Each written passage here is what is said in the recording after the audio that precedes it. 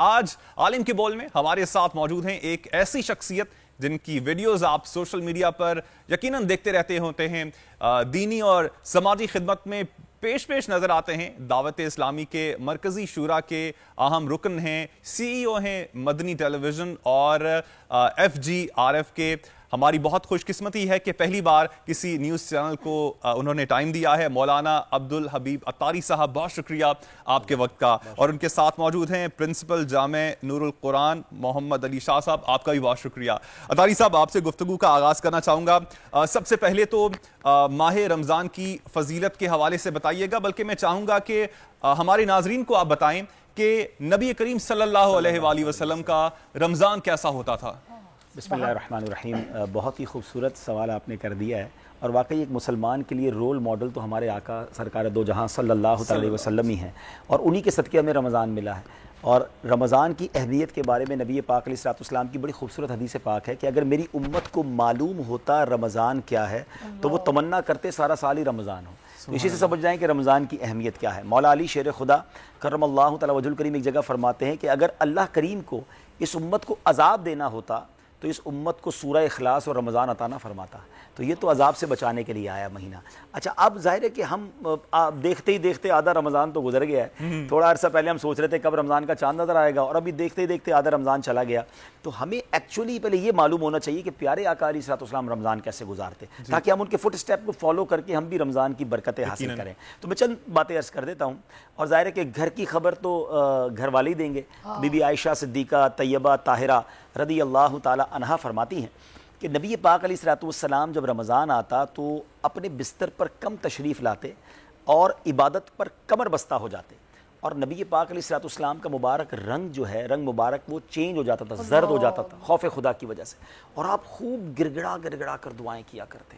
تو اب ہم نے چیک کرنا ہے کہ ہم ایسا تو نہیں کہ بستر پر زیادہ وقت گزار رہے ہیں۔ لوگ رمضان میں دیکھا یہ جاتا ہے زیادہ آرام کرتے ہیں اور زیادہ کھاتے ہیں، حالانکہ رمضان کم کھانے، کم سونے، بلکہ کم بولنے کے لیے آئے۔ کہتے ہیں نا قلیل الکلام، قلیل المنام، قلیل الطعام۔ یہ تین چیزیں اگر حاصل ہو جائیں تو پھر بندہ کا دل عبادت میں لگنا شروع ہو جاتا ہے۔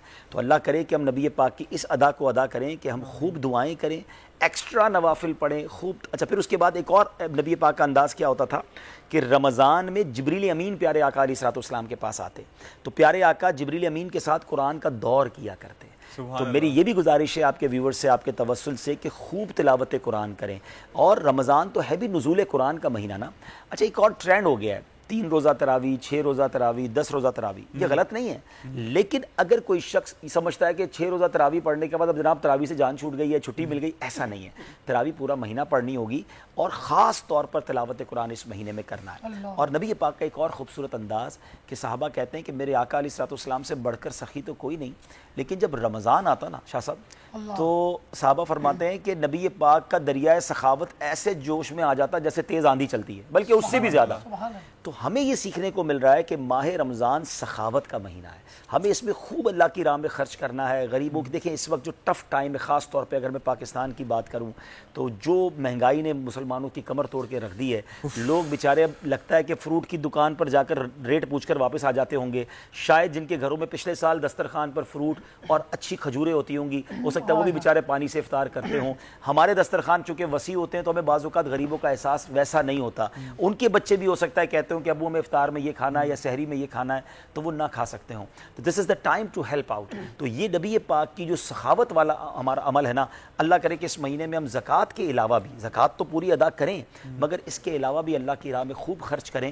بعض اوقات حضور ہوتا یہ ہے کہ جب ہم خرچ کرتے ہیں نا تو شیطان دل میں وسوسے ڈالتا ہے کہ یار پیسے کم ہو جائیں گے، میری تو سیلری اتنی ہے، میری سیونگ اتنی ہے۔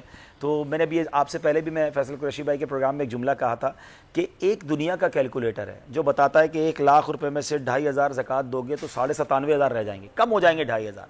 اور ایک رحمت کا کیلکولیٹر ہے، وہ ملٹیپلائی کر کے دیتا ہے، اور وہ دنیا دیکھ رہی ہے۔ یعنی میں یہ صرف میرا ایکسپیرینس نہیں ہے، آپ کا بھی ایکسپیرینس ہوگا، شاہ صاحب کا بھی ہوگا، ساری دنیا جس نے اللہ کی راہ میں خرچ کرنا ہے اس کا ملٹیپلائی ہونا ہی ہونا ہے۔ آپ یہ نوٹ کر لیں، کسی سے بھی پوچھ لیں کہ زکوٰۃ پوری دی تھی پچھلے سال، اس بار بتاؤ کم دی ہے زیادہ دی ہے، بتائے گا زیادہ دی ہے۔ تو زکوٰۃ زیادہ ہونے کا کیا مطلب ہے؟ پیسے زیادہ ہو گئے، ویلتھ زیادہ ہوئی نا۔ تو یہ ڈیفینیٹلی، اچھا نبی پاک کا ویسے تو ہر فرمان حق ہے، اس میں تو پیارے آقا علیہ الصلوۃ والسلام نے قسم اٹھائی ہے کہ میں اللہ کی قسم کھا کر کہتا ہوں اللہ کی راہ میں خرچ کرنے سے مال کم نہیں ہوتا. اور پھر اگر آپ کسی دکھیارے کی مدد کر رہے ہوتے ہیں نا, اور جب اس کے دل سے دعا نکلتی ہے تو وہ تو بڑے بڑے مصیبتیں ٹال دیتی ہے, بڑے بیڑے پار لگا دیتی ہے. تو ہمیں اس مہینے میں حقوق العباد کا خیال بھی رکھنا ہے, اللہ کے بندوں کا خیال رکھنا ہے, سخاوت کرنی ہے. اچھا اس میں ایک اور مشورہ دے دیتا ہوں. ہمارے پیر و مرشد مولانا محمد ریاض ستار قادری صاحب بڑی یونیک پرسنالٹی ہیں, اللہ نے ان کو بڑی فصاحت اور بڑی انٹلیکچولیٹی سے نوازا ہے. آپ بڑے پیارے مشورے بھی عطا فرماتے ہیں. آپ فرماتے ہیں کہ ٹھیک ہے ہم روڈ پر افطار کراتے ہیں, ہم مسجدوں میں افطار کراتے ہیں, اچھی بات ہے, لیکن وہ لوگ جو گھروں میں بیٹھے ہیں, جو روڈ پہ آ کے افطار نہیں کر سکتے, سفید پوش ہیں, اچھا اس میں ہماری بہنیں ہیں, ہو سکتا ہے اس کا گھر کا مرد تو روڈ پہ آ کے یا مسجد میں آ کے افطار کر لے گا, وہ بہنیں کہاں سے کھائیں گی وہ والا کھانا, وہ افطار میں وہ چیزیں کیسے کھائیں گی؟ تو آپ نے فرمایا اس سے زیادہ بہتر یہ کہ افطار کا سامان بنائیں اور دروازہ کھٹکھٹائیں اور دروازے پہ رکھ کے آ جائیں, اس کو پتا بھی نہیں چلے کون دے کر گیا ہے, تاکہ اس کی جو اس کی آنکھوں میں جو شرمندگی ہے وہ بھی نہ آئے, اور وہ بیچارے اپنے گھر میں اچھا افطار کر لیں, اچھی سحری کر لیں. تو اللہ کرے کہ یہ خیال ہمارے دلوں میں. عطاری صاحب ایک اور چیز میں پوچھنا چاہوں گا, اس کے بعد پھر میں یوم فرقان کے حوالے سے بھی بات کروں گا, کہ جو برداشت کا ایلیمنٹ ہے, ہم دیکھتے ہیں کہ روزہ جب لوگ رکھتے ہیں تو اس کے بعد ان کی برداشت کا ایلیمنٹ بہت کم ہو جاتا ہے. تو اس حوالے سے بھی روشنی ڈالیے گا کہ نبی کریم صلی اللہ علیہ وسلم نے اس حوالے سے کیا ارشاد فرمایا. دیکھیں ہم شاید یہ سمجھتے ہیں کہ بھوکا پیاسا رہنا ہی روزہ ہے. یقیناً کھانے پینے سے رکنا بھی روزہ ہے, مگر آنکھ کا بھی روزہ ہے, کان کا بھی روزہ ہے, زبان کا بھی روزہ ہے, اور ہاتھ کا بھی روزہ ہے. پیٹ بھوکا ہے اور ہاتھ گناہ کر رہے ہیں, زبان ڈانٹ رہی ہے, زبان لڑ رہی ہے, آنکھیں حرام دیکھ رہی ہیں, کان حرام سن رہے ہیں, تو احادیث میں مضمون ملتا ہے کہ پھر ایسا بندے کے بھوکے پیاسے رہنے کی رب کو کوئی حاجت نہیں ہے.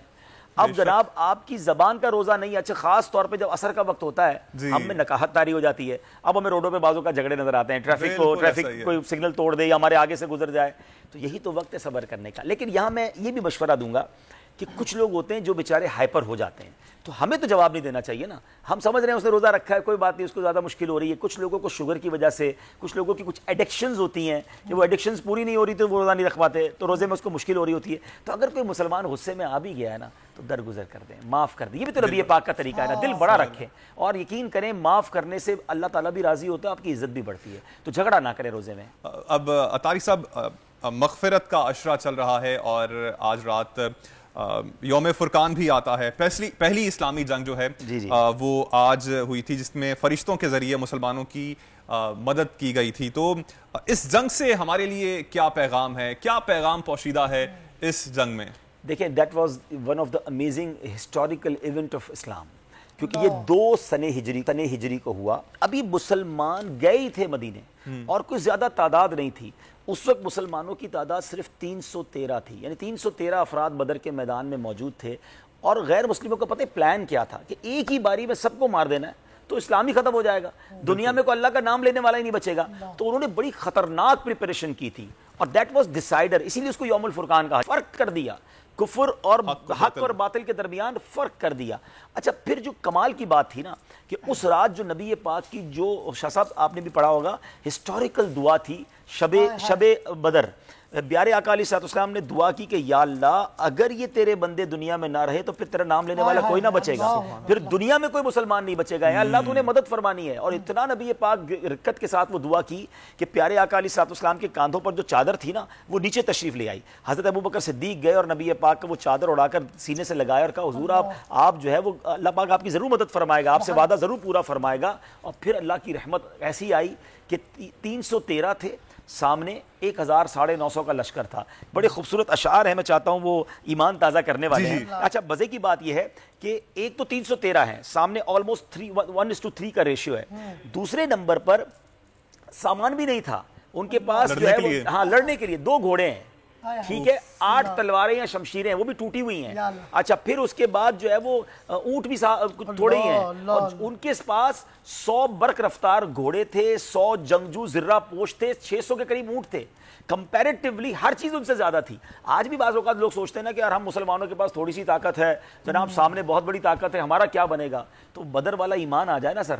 اور آج بچے ان کے بتائیے معاوض ابو جہل کو جنہوں نے جو ان کا سردار تھا اس کو جہنم رسید جنہوں نے کیا, وہ 2 بچے تھے. اور ان 2 بچوں نے کیا کہا تھا کہ بس ہمیں بتا دیں وہ کہاں ہے جو نبی پاک کو گالیاں دیتا ہے, ہم اس کو جو ہے نا واصل جہنم کریں گے. اور انہوں نے ایسا کیا, وہ جذبہ ایسا تھا. تو شاعر لکھتے ہیں, بڑے کمال کے اشعار ہیں جو ایمان کو تازہ کرتے ہیں. وہ کہتے ہیں تھے ان کے پاس 2 گھوڑے 6 زرہیں 8 शमशीरें बदलने आए थे ये लोग दुनिया भर की तकदीरें, न तीगो तीर पर तकिया, न खंजर पर, न भाले पर, भरोसा था खुदाए पाक पर लौलाक वाले पर। ये लश्कर दुनिया भर से अनोखा था, निराला था कि इस लश्कर का अफसर मुस्तफ़ा लौलाक वाला। सुभान अल्लाह। तो ये वो एक्चुअली वो जो एंथुसियाज्म था ना, वो जो ईमान की ताकत थी। और फिर तो क्या हुआ कि उसके जब 313 के सामने फरिश्तों की फिर मदद आ गई और फिर मुसलमानों को फतेह मुबीन नसीब हुई। कादरी साहब, बस लास्ट में बस मिनट है, मैं चाहूंगा कि फैजान मदीना में एतकाफ के हवाले से जो बंदोबस्त किया गया है उस हवाले से हमारे नाजरीन को बताएं कुछ। जी, बहुत इस वक्त तो एक यूनिक समा है दावत इस्लामी के आलमी मदनी मरकज़ फैजान मदीना में।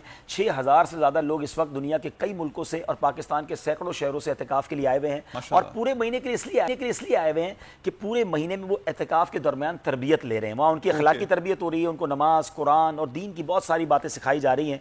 और इस वक्त उनकी सहरी इफ्तारी का इंतजाम भी हो रहा है। आखिरी अशरे में तादाद बढ़ जाती है। सिर्फ फैजान मदीना में सहरी इफ्तारी का जो हमारा बजट है तकरीबन 9 करोड़ रुपए है अल्लाह की रहमत से। आप हिसाब कर ले, 6000 लोगों को रोज इफ्तार कराने 25 लाख रुपए की सहरी इफ्तारी रोज हो रही है। आखिरी अशरे में तादाद बढ़ जाएगी। लेकिन मैं आपके तवस्सुल से आपके नाज़रीन को एक बात जरूर कहूंगा, एक इफ्तार फैजान मदीना में आकर करें, आपको एक तो हरमैन तैयबैन की याद ताज़ा होगी और जो मंजर है वहाँ दुआओं का, जो इल्तिजाओं का, इफ्तार से कबल जो रिक्कत अंगेज दुआ है, नहीं आ सकते तो ये मंजर आप मदनी चैनल पर भी देख सकते हैं। ख़वातीन के हवाले से भी बता दीजिएगा। साथ साथ मैं चाहूंगा कि आपकी ये इमदाद कौन लोग कर रहे हैं और जो लोग इस वक्त हमें देख रहे हैं वो भी चाह रहे हैं इसमें अपना हिस्सा डालना, वो कैसे डाल सकते हैं? FGR और जैसे दावत इस्लामी के हवाले से भी, जैसे दावत इस्लामी का जो शोबा है FGRF, वो अल्हम्दुलिल्लाह सैलाब ज़दगान की भी मदद कर रहा है, तुर्किया और शाम के मुसलमानों की मदद कर रहे हैं। हमने कराची में एक मदनी क्लिनिक शुरू कर दिया है, मजीद उसकी ब्रांचेस बनाने जा रहे हैं। हम यतीम खाना चला रहे हैं, अल्लाह की रहमत से माजूर बच्चों के सेंटर चला रहे हैं, पूरे पाकिस्तान में शजरकारी कर रहे हैं। तो जो भी दावत इस्लामी के साथ या FGRF के साथ इमदाद कर, थैलीसीमिया के मरीज बच्चों को 60,000 से ज्यादा खून की बोतलें हम दे रहे हैं। तो जो भी इस तरह के कामों में, नेकी की कामों में ताउन करना चाहते हैं तो हमारे अकाउंट नंबर्स भी उम्मीद है आपकी स्क्रीन पर होंगे, वरना हमारे किसी भी मरकज पर आकर वो इमदाद कर सकते हैं। हमारे सोशल मीडिया पे पेजेस हैं दावत इस्लामी के, मदनी चैनल के, वहाँ भी अकाउंट डिटेल्स मिल जाएंगी। तो अल्लाह की राह में खर्च करने से माल कम नहीं होता। एयरलाइन में माशाल्लाह, एमिरेट्स एयरलाइन में आपके प्रोग्राम चल रहे हैं माशाल्लाह। जी, एमिरेट्स एयरलाइन वालों ने ये पहली बार नहीं हुआ, पहले भी उन्होंने हमारे प्रोग्राम्स लिए थे। अब भी मेरा बयान जो है नूर रमज़ान जो है वो एमिरेट्स एयरलाइन में, ताकि लोग रमज़ान में जो ट्रैवल करें तो वो देखें। तो चलें, आपके व्यूअर्स भी अगर मक्के मदीने जा रहे हैं या दुनिया में कहीं जा रहे हैं तो एमिरेट्स एयरलाइन में नूर रमज़ान प्रोग्राम वहाँ भी देख सकते हैं। बड़ी तकलीफ में पाकिस्तान में जाऊँ, आखिर में कुछ आप दुआ कर दें पाकिस्तान की सलामती के लिए। तकलीफ में अल्हम्दुलिल्लाह रब्बिल आलमीन वस्सलातु वस्सलामु अला सय्यिदिल अंबिया वल मुरसलीन। अल्लाहुम्मा रब्बना आतिना फिद दुनिया हसनतन व फिल आखिरति हसनतन व किना अज़ाबन नार। ए अल्लाह, मुबारक घड़ियां हैं, मुबारक दिन है, हम सब की मग़फ़िरत फरमा, हमारे गुनाहों को माफ़ फरमा, हमारे माँ बाप की और नबी पाक अलैहिस्सलातु वस्सलाम की सारी उम्मत की बख्शिश फरमा दे। अल्लाह बिलखुसूस हमारे वतन अजीज़ पर खैर फरमा। अल्लाह बरकतें नाजिल फरमा। बड़ा कठिन वक्त आया है मौला, महंगाई ने लोगों की कमर तोड़ दी है। अल्लाह हमारे वतन की मईशत को सहारा अता फरमा, हमें मुखलिस हुक्मरान नसीब फरमा। अल्लाह दुश्मनों की मैली नज़र से हमारे वतन को महफूज फरमा, इसकी सरहदों की हिफाजत फरमा। दुनिया भर में जहाँ जहाँ मुसलमान परेशान है मौला, सबकी गैब से मदद फरमा। जितने बीमार हैं उनको शिफा अता फरमा, कर्जदारों के कर्जे उतर जाएं और बे औलादों को नेक और सालेह औलाद अता फरमा। वसल्लल्लाहु तआला अला खैर खल्किही मुहम्मदिन व आलिही व सहबिही अजमईन बिरहमतिका या। बहुत शुक्रिया। तो नजर आ रहा है सामने लिखा हुआ है जुल्म मिटने के लिए 2 चीजों से मिटेगा भाई। एक, अदल की कुर्सी पे जो लोग बैठते हैं ना, वो अदल के हिसाब से फैसले करने लगे। दूसरा, कौम निकल खड़ी उस जुल्म के खिलाफ, तो जुल्म खत्म हो जाएगा। या इन दोनों में से कोई एक चीज हो जाए या दोनों हो जाए। अगर 420 का मुकदमा था, उस वक्त अदलिया में जो लोग बैठे हुए केस देख रहे थे वो पूछते ना, यार चीट हुआ कौन है? जब उनको दिखता कोई चीट नहीं हुआ, केस खत्म कर देते। तो जालिम जुल्म कर ही नहीं पाता। 9 जजेस ने नोट बिफोर किया मेरे केस को, यार 1.5 साल चला। शख्सी जमानत का केस, सेम केस इस्लामाबाद में कर दिया। एक ही इल्जाम पे 2 केस हो नहीं सकते भाई। मतलब 60 दिन का वक्त होता है, 102 दिन के बाद मैं जीत गया, केस बरी हो गया, 102 दिन के बाद अपील फाइल की, एक्सेप्ट कर ली। नहीं करते ना एक्सेप्ट, खत्म हो जाता ना जुल्म यार। भरी अदालत में मुझे बरी कर दिया, फिर पता नहीं क्या हुआ, 2.5 घंटे बाद का नोट बिफोर, मैं नहीं सुनता ये केस। खड़े रहते अपने फैसले, मिट जाता जुल्म। अल्लाह ताला ने बिठाया इस इन कुर्सियों पे इनको, यार ये अल्लाह ताला की तरफ से फैसले करते हैं। तो या तो ये फैसले आएंगे, जुल्म मिट जाएगा, या कौम खड़ी हो जाएगी जुल्म के खिलाफ।